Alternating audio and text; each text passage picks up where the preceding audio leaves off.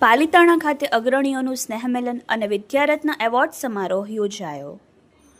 પાલિતાણા ખાતે શહેરના ward number 5ના કાઉન્સિલર નિકુલસિંહ સરવૈયા પરિવાર દ્વારા કાર્યકર્તા અને અગ્રણીઓનું સ્નેહમિલન અને વિદ્યારત્ન એવોર્ડ સમારોહ યોજાયો હતો, જેમાં ધોરણ 10 અને 12 અને ગ્રેજ્યુએશન પૂર્ણ કરી ઉત્તીર્ણ થયેલ વિદ્યાર્થીઓને એવોર્ડ દ્વારા સન્માનિત કરવામાં આવ્યા, તેમજ વિશિષ્ટ સિદ્ધિઓ પ્રાપ્ત કરનાર અને જનતાની વચ્ચે રહી સચોટ સમાચારો આપનાર પાલિતાણા અને શિહોર તેમજ ભાવનગરના પત્રકારોને પણ આ તકે સન્માનપત્ર આપી તેમની કામગીરીને બિરદાવવામાં આવેલ.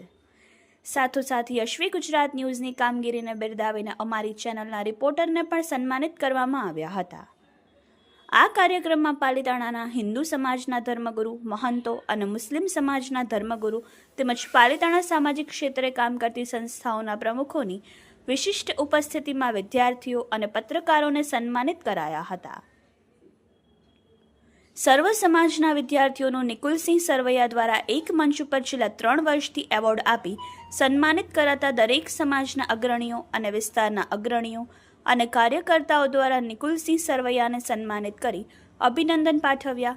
કાર્યક્રમના અંતે પધારેલ તમામ મહેમાનો અને સાધુ સંતો, મહંતો, ધર્મગુરુઓ, પત્રકારો અને કાર્યકર્તાઓ તેમજ અગ્રણીઓ તમામનો આભાર સરવૈયા પરિવાર વતી સૌનો આભાર માન્યો હતો. સાથે જ હોટેલ નંદની ખાતે સૌએ સાથે સામૂહિક સ્વાદિષ્ટ ભોજન લીધું હતું. Bureau report, Yashvi Gujarat news, Palitana.